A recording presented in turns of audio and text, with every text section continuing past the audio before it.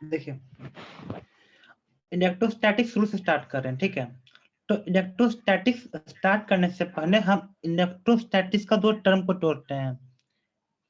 Electro मतलब कि इसका मतलब क्या होता है, इलेक्ट्रॉन,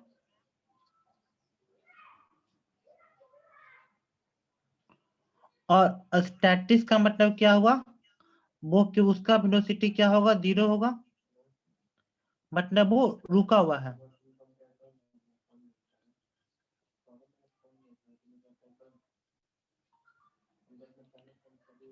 ठीक है, अब देखो इसमें तीन चीजें पढ़ना है। एक होगा इसका वेलोसिटी 0 होगा, एक होगा वेलोसिटी कांस्टेंट होगा। तो कांस्टेंट वेलोसिटी का मतलब क्या होता है, किसी से भी पूछेंगे तो कांस्टेंट वेलोसिटी का मतलब होता है एक्सलेशन इज इक्वल टू 0। ये हर कोई बता सकता है, लेकिन in the term of physics constant velocity का मतलब होता है कि वो बहुत धीरे धीरे जा रहा है। ओके, वो क्योंकि अगर वो स्पीड में जाएगा तो वेलोसिटी कभी कांस्टेंट नहीं होगा। और फिजिक्स के टर्म में तो होता है कांस्टेंट वेलोसिटी का मतलब होता है v is equal to very very zero, मतलब वो क्या था, जीरो के करीब होता है, वेलोसिटी बहुत स्मॉल होता है, तब उस वेलोसिटी कांस्टेंट हो सकता है in the term of physics. एक होता है वेरिएबल वेलोसिटी, ठीक है। तो तीनों के बारे में पढ़ेंगे। तो इसमें जो है हम भी डील विद चार्ज, हम लोग इसमें क्या पढ़ेंगे, चार्ज के बारे में पढ़ेंगे।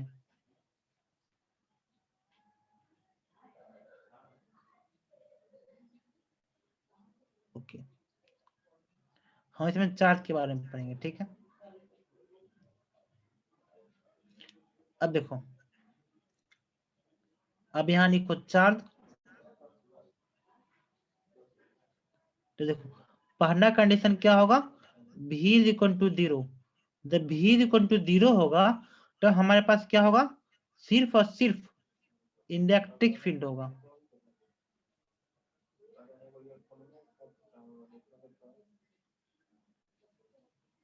ओके, दूसरा स्टेटमेंट पे आते हैं। v is equal to constant हो जाए, तो अगर v is equal to constant हो जाएगा तो हमारे पास दो तरह का फोर्स होगा। एक होगा हमारा इलेक्ट्रिक फील्ड, एक होगा हमारा मैग्नेटिक फील्ड, दोनों होगा इसमें।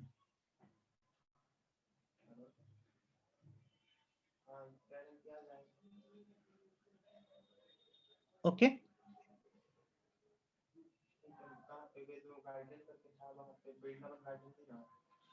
तीसरा क्या है कि v is equal to not constant. v is equal to अगर नॉट कांस्टेंट होगा इसका मतलब क्या हुआ, v is equal to not constant, मतलब कि आपका जो वेलोसिटी है वो क्या है, जब कांस्टेंट नहीं है तो वेरिएबल होगा। और अगर वेलोसिटी आपका वेरिएबल होगा तब आपके पास तीन फोर्स होगा। एक होगा इलेक्ट्रिक फोर्स,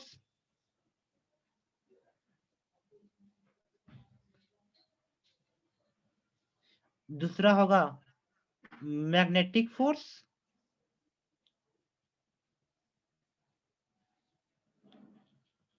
और तीसरा होगा electromagnetic force.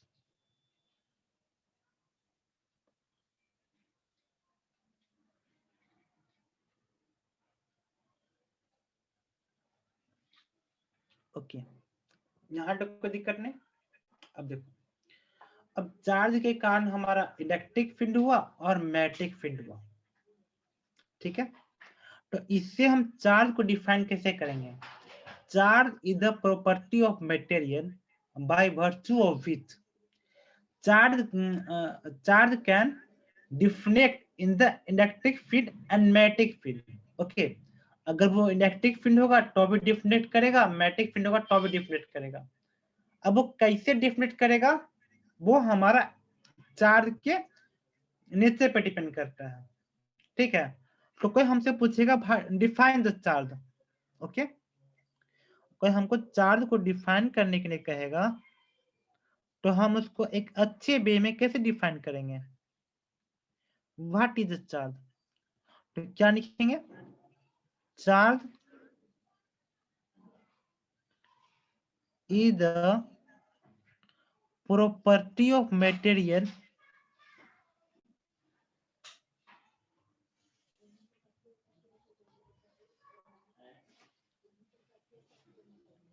by virtue of which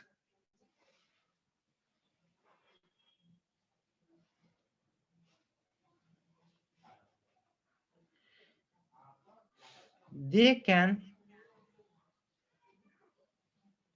be deflected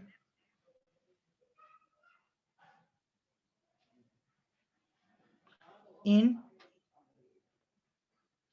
electric field and magnetic field. Okay, ये इलेक्ट्रिक फील्ड में और मैग्नेटिक फील्ड में क्या होगा, ये डिफ्लेक्ट होगा।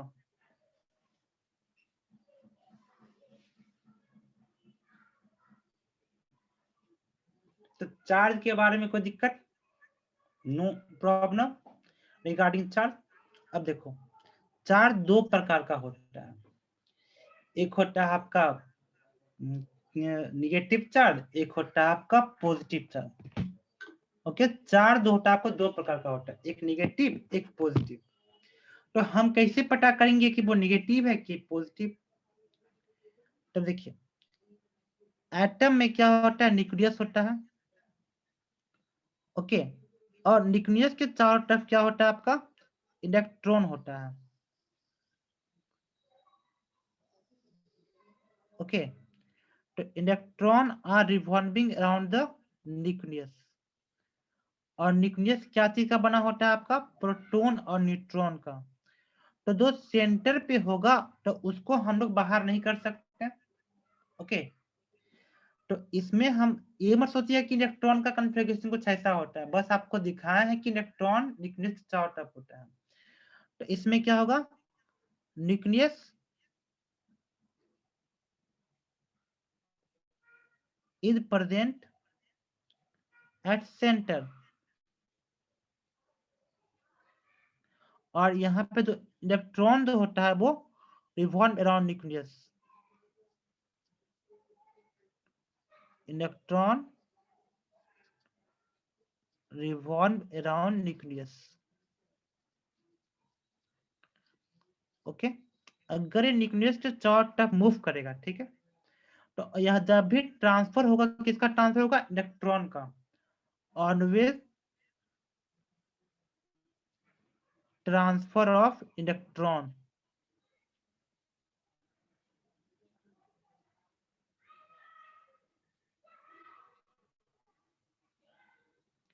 ओके, न्यूक्लियस का कभी ट्रांसफर नहीं होता। ओके, न्यूक्लियस के बारे में क्या लिखेंगे, नोट ट्रांसफर।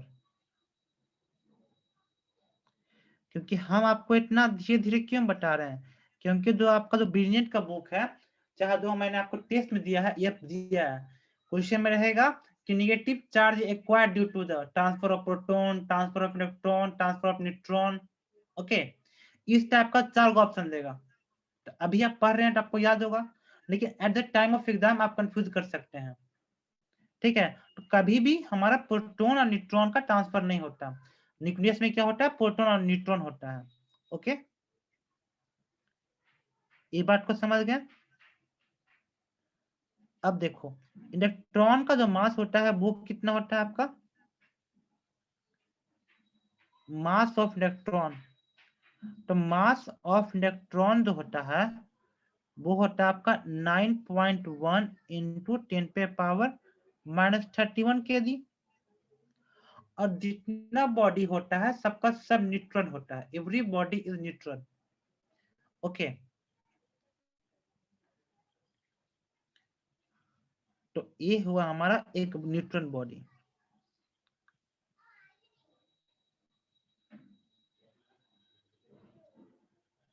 ओके, और यहाँ पे ऊपर में एक पॉइंट लिख लीजिए कि एवरी बॉडी इज न्यूट्रल।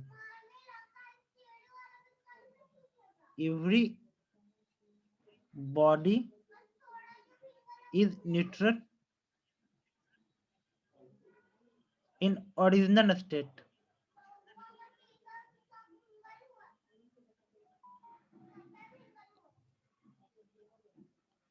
अब देखो, ये जो हमारा न्यूट्रन बॉडी है इसमें हम क्या देंगे, इलेक्ट्रॉन, क्योंकि ट्रांसफर क्या होगा, इलेक्ट्रॉन का।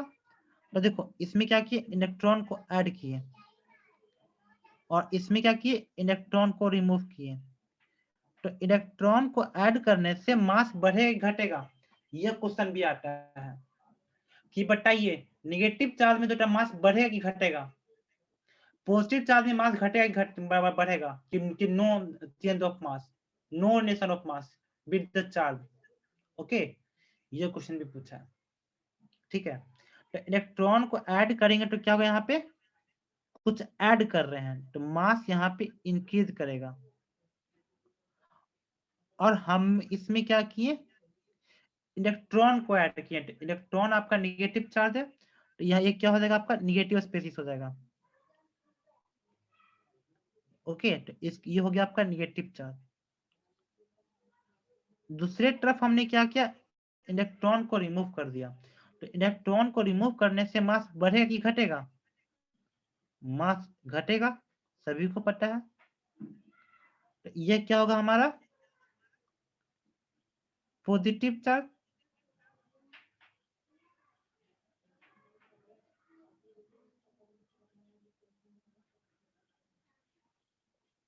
ओके, ये सारा पॉइंट लिख लिए। तो आप निगेटिव चार्ज और पॉजिटिव चार्ज के बारे में चर्चा करनी है, ठीक है।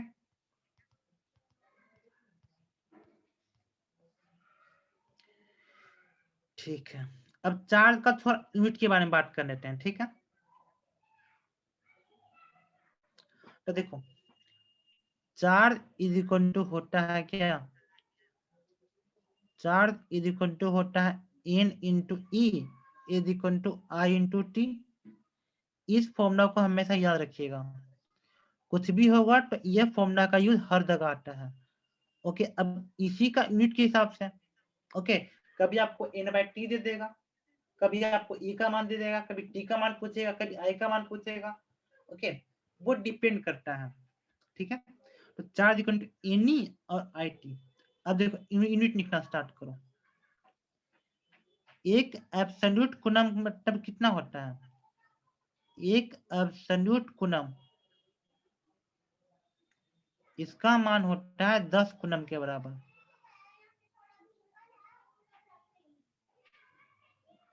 ओके, कोई दिक्कत,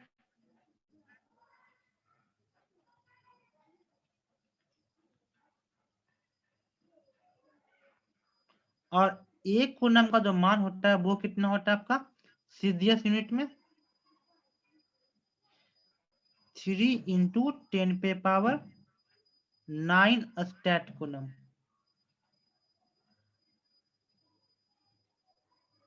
ओके, और जो स्टैट कूलम है वो आपका कौन किस यूनिट में है, ये आपका सीजीएस यूनिट में है।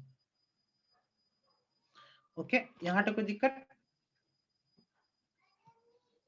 ये चीज समझ रहे हैं ना, ये टाइम, ये आपका करेंट, ये नंबर ऑफ इलेक्ट्रॉन, और charge of electron.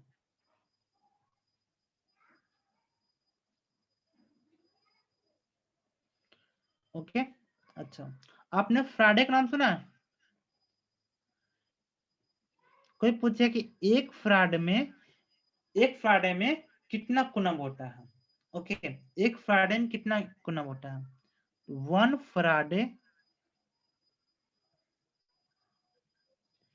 Is equal to 96,500 coulomb.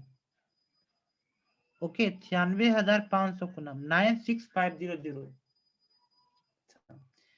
आपने इलेक्ट्रोकेमिस्ट्री पढ़ा होगा, तो उसमें एक आता है N into S is equal to I T by F. Okay, एक ए फॉर्मूला आता है, वहां पे इसका यूज है फ्राडे का, ठीक है। क्योंकि आपको फ्राडे का मान नहीं पता होगा, कैसे निकालेगा, बता देते हैं इसमें। इन होता है आपका मोल, एस होता है आपका वैलेंसी फैक्टर,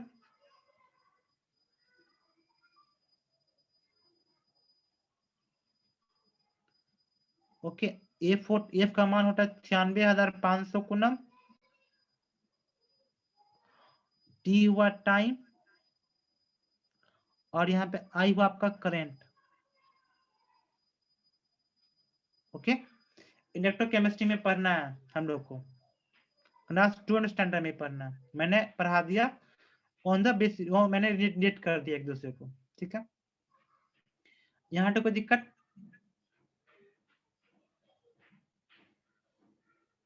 अच्छा, अब कोई पूछेगा आपसे कि चार्ज के बारे में किसने बताया था, who give the charge? Okay, इसमें था कि चार्ज का नामकरण किसने किया था। ओके, एक पॉइंट करके ये नोट करके लिख लीजिए। Okay, for the sake of knowledge only. Generally ये पूछेगा तो याद भी नहीं रहेगा, लेकिन for the sake of knowledge, scientist का नाम है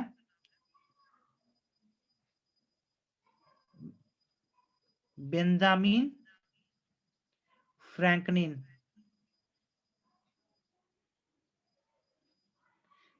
assign positive and negative charge।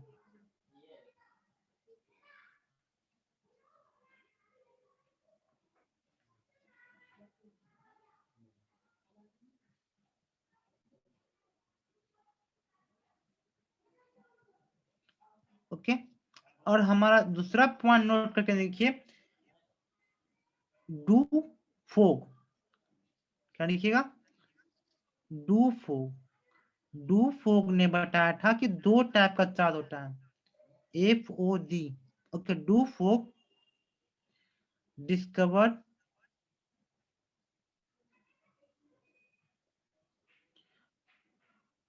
two types of charge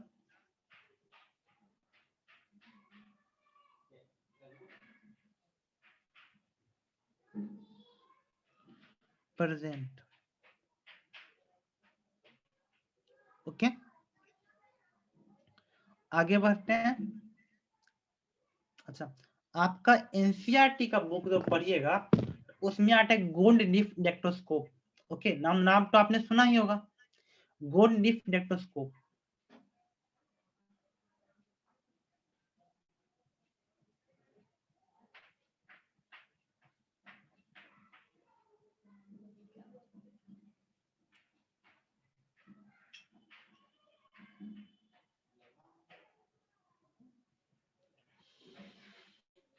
okay, यह बहुत ही अच्छा क्वेश्चन, इस पे क्वेश्चन हर बार पूछता ही है, क्योंकि ऐसा बात नहीं है कि जो बिहार बोर्ड में बहुत ही टफ पूछेगा, चाहे सीबीएसई में टफ पूछेगा और नीट अलग पूछेगा। सभी लोग कहता है कि एनसीईआरटी फॉलो कीजिए, एनसीईआरटी फॉलो कीजिए, तो कुछ कुछ चीज तो पूछवे करेगा एनसीईआरटी से। तो देखो, गोल्ड लीफ में क्या होता है पता है? एक हमारा एक मेटल होता है, और यहाँ पे दो टाइप का लीफ होता है। ओके, टू टाइप का लीफ होता है। ये हमारा क्या है? मेटल है। ओके, तो पूछ कहेगा इसमें हम पॉजिटिव चार्ज दिए हैं। ओके, टिप पे हम पॉजिटिव चार्ज दिए हैं। If we give positive charge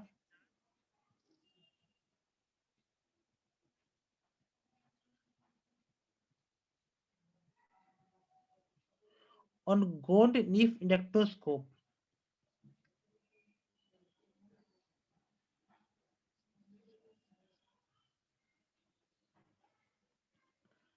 तो व्हाट विल हैपन? ओके, या फिर पूछ कहेगा if we give negative charge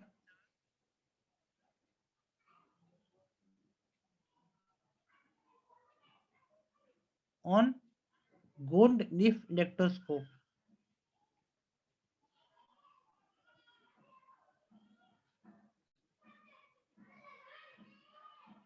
तब दोनों केस में क्या होना है आपका? अट्रैक्शन की रिपल्शन। यह क्वेश्चन जब भी पूछा जा रहा था तो हम जो है हाई फाई पढ़ते थे, नॉर्मल चीज नहीं पढ़ते थे। सभी को पता होगा कि सेम चार्ज बिन रिपेल इच अदर, और अपोजिट चार्ज बिन अट्रैक्ट इच अदर, दोनों केस में क्या होने वाला है, हमारा रिपल्सन होने वाला है। निगेटिव चार्ज दें चाहे पॉजिटिव चार्ज दें, okay, there is repulsion always. Gold leaf spectroscope में हमेशा रिपल्सन होता है, ये हमको याद हो गया। कारण क्या है, सिंपल सा कारण, क्योंकि हाईफाई में नहीं, पर नॉर्मल नॉर्मल सीखिएगा ना तो हाईफाई तो अपने आप हो जाता है। ओके, क्या लिखेंगे, like charge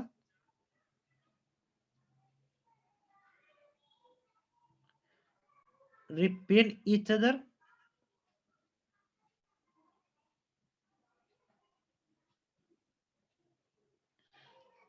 and unlike charge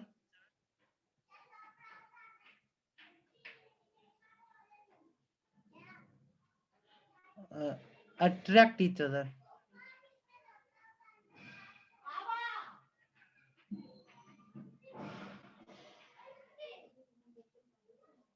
okay, तो बेसिक ऑफ चार्ज मालूम तो नहीं चला आपको, तो चार्ज के बारे में बेसिक मालूम चल गया। अब हम इसका कुछ एक शब्द आता है, एक होता पॉइंट चार्ज होता है, एक होता बॉडी चार्ज होता है। ओके, तो पॉइंट चार्ज के बारे में हम लोग बहुत सुने कि what is the point charge, what is the point charge. तो पॉइंट चार्ज के बारे में एक बार लिख लेते हैं कि पॉइंट चार्ज होता क्या है। ओके, तो पॉइंट चार्ज दुनिया में होता ही नहीं है, बस हम एज्यूम करते हैं। ओके, उसका कोई एग्जिस्टेंस नहीं होता पॉइंट चार्ज, क्योंकि हमेशा कुछ ना कुछ बॉडी होगा। ओके, तो कभी पॉइंट चार्ज एग्जिस्ट नहीं करता, बस हमको एज्यूम करते हैं, जो हमारा कूलम का जो है इनवर्स स्क्वायर लॉ को फॉलो करेगा। ओके, तो पॉइंट चार्ज के बारे में क्या लिखेंगे हम लोग, it is charge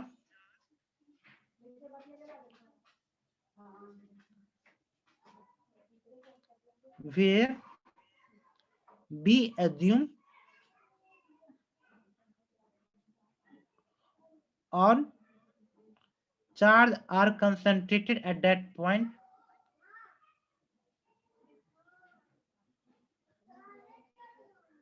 are concentrated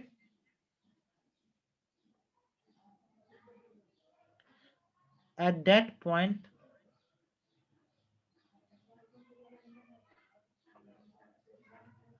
and follow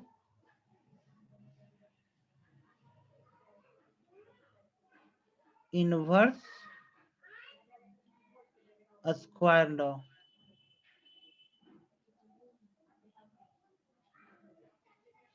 okay, तो इनवर्स स्क्वायर लॉ को फॉलो करना चाहिए। इनवर्स स्क्वायर लॉ मतलब कि यहाँ पे कोई एक चार्ज Q1 है और यहाँ पे एक चार्ज Q2 है और दोनों के बीच में दूरी R है, तो हमारा फोर्स होना चाहिए कि Q1 Q2 bye R square. लेकिन इसका कुछ ना कुछ लिमिटेशन है जो हम आगे पढ़ेंगे। ठीक है, ये हमने पढ़ लिया पॉइंट चार्ज के बारे में। अच्छा, अब हम पढ़ते हैं टेस्ट चार्ज क्या होता है। सबने पढ़ा test charge. Okay, what is test charge, तो टेस्ट चार्ज के बारे में थोड़ा जान लेते हैं। टेस्ट चार्ज होता है क्या, ये वो चार्ज होता है जिससे हम टेस्ट करते हैं चीजों को। Okay, that is a test charge. तो टेस्ट चार्ज हमेशा क्या होता है, यूनिट चार्ज होता है, पॉजिटिव चार्ज होता है। ओके, तो what is test charge, test charge is the unit positive charge.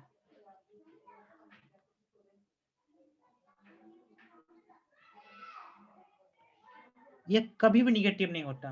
Okay, never भी निगेटिव, ब्रैकेट में लिख लीजिए, निगेटिव कभी होगा ही नहीं। जैसे हम टेस्ट चार्ज का बात करें तो वो पॉजिटिव होगा। ओके, यहां तक किसी को दिक्कत,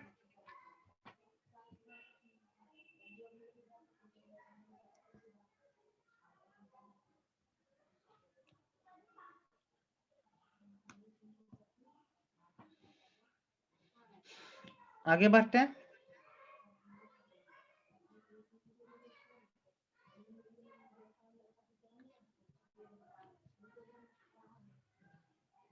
चलिए आगे बढ़ते हैं।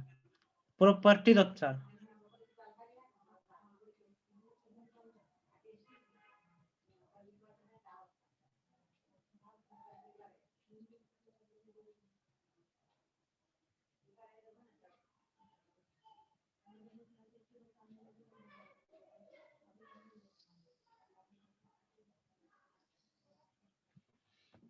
ओके, तो पहला चीज क्या, charge is transferable.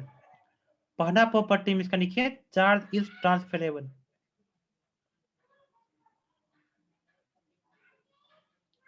Charge is transferable.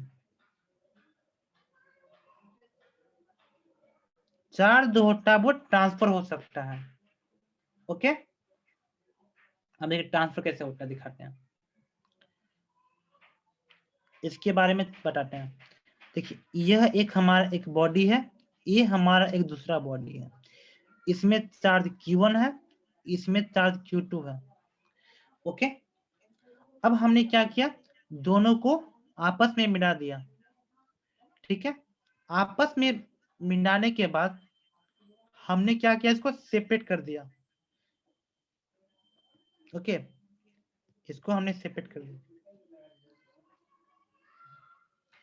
अब दोनों को सेपरेट करने के बाद मानते हैं इसमें चार्ज कितना हो जाएगा, Q1 डैश हो जाएगा, और इसमें चार्ज कितना हो जाएगा, Q2 डैश हो जाएगा, इतना होगा।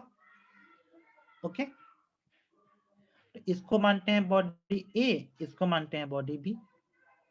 Body A body B, shape पे मर जाएगा, फोटो थोड़ा बहुत इधर उधर बनता है, बस कंसेप्ट जाएगा कि ए और बी है। ओके, तब देखो दोनों का रेडियस बराबर हो भी सकता है, दोनों का रेडियस बराबर नहीं भी हो सकता है। ओके, तब देखो इसका रेडियस कितना होगा, R1 होगा, और इसका रेडियस R2 होगा। ठीक है, तब जो होगा यहाँ पे जो देखो Q1 का मान जो होगा, Q1 डैश का जो मान होगा वो आपका इतना होगा, Q1 plus Q2 into R1 divide by R1 plus R2। और इसमें जो Q2 डैश का जो मान होगा वो कितना होगा आपका, Q1 plus Q2 into R2 divide by R1 plus R2। ये चीज समझ में आया कि नहीं आया, बताइए जरा, ये जो बताएं समझ में आया कि नहीं आया, जो मैंने आपको बता दिया, नहीं आया होगा। अच्छा, कोई दिक्कत नहीं, एक ही चीज पढ़ेंगे। आ गया, किसको नहीं आया, सब सब क्लैश ऑफ कैन देखता होगा, क्लैश ऑफ कैन सबको खेलता होगा, जिसको बोलते हैं कंजर्वेशन ऑफ चार्ज, कॉक। क्लैश ऑफ कैन का ही दूसरा नाम है conservation of charge.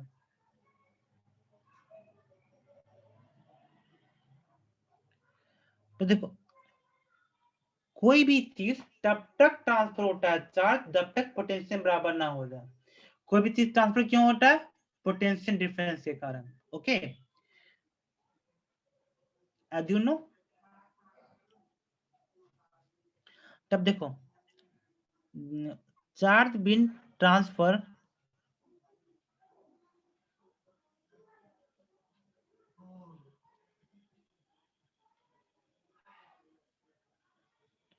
till potential becomes equal।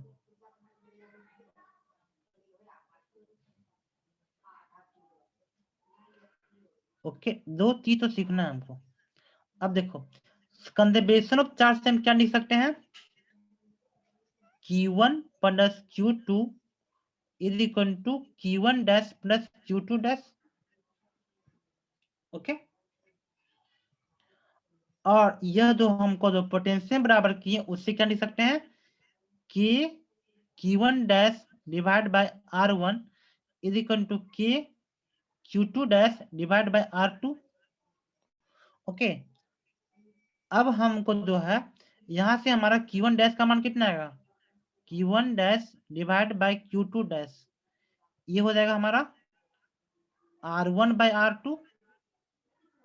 Okay, तो Q1 डैश का मान यहाँ पे पुट करेंगे, Q1 डैश का मान यहाँ पे पुट करेंगे तो हमारा मान कितना आएगा, Q1 प्लस Q2, और Q1 डैश का मान कितना है हमारा, दिखाते हैं, Q1 डैश का मान Q2 dash into R1 bye R2। Okay, तो यहाँ पे इसका मान पुट कीजिए, Q2 डैश इंटू हाँ R1 by R2 plus Q2 dash. यहां से हम Q2 डैश को कॉमन कर सकते हैं। ओके, तो Q2 डैश को कॉमन कर दिए तो हमारा मान कितना हो गया, R1 plus R2 divide by R2, और यहाँ पे हमारा है Q1 प्लस Q2। ओके, तो Q2 डैश का मान हमारा कितना होगा, R2 divide by R1 plus R2 into Q1 plus Q2। समझा? अब Q2 डैश आ गया तो Q1 डैश भी ऐसे ही आ जाएगा। जिस तरह से Q2 डैश को निकालने हैं, Q1 डैश को भी ऐसे निकाल सकते हैं ना, R1 divide by R1 plus R2 into Q1 plus Q2। Okay, अच्छा, इसी के बेसिस पे जो है हम एक क्वेश्चन करते हैं, ठीक है, एक सिंपल सा प्रॉब्लम करें ताकि कंसेप्ट हमारा क्लियर हो जाए। ये हमारा 2 माइक्रोकूलम का है, ये हमारा है 3 माइक्रोकूलम का है। इसका रेडियस है 3 सेंटीमीटर, इसका रेडियस है 2 सेंटीमीटर। दोनों को हम क्या किए, मिक्स कर दिए, दोनों को हम क्या किए, स्टिक कर दिए। सीधे यहाँ पे अपनी भाषा में बात करें तो इसको हमने स्टिक कर दिया, और स्टिक करने के बाद हमने एक दूसरे को सेपरेट कर दिया। तो बताओ दोनों पे चार्ज कितना होने वाला है, कोई बता सकता है हमको? ओके, इस पे चार्ज हमारा कितना होगा, इस पे तो चार्ज होगा हमारा 2 प्लस 3 और इंटू 3 डिवाइड बाई 3 प्लस 2, और ये जो इस पे जो Q2 का मान होगा वो कितना होगा, 2 plus 3 into 2 divide by 2 plus 3। गुना भाग कर लीजिएगा, आंसर आ गया। ओके, तो आज के लिए इतना ही रहना चाहिए। यहाँ तक कोई दिक्कत, एनी डाउट?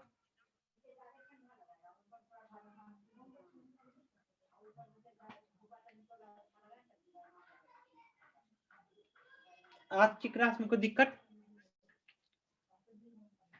नो, सबको सब चीज समझ में आ गया, थैंक यू। ठीक है,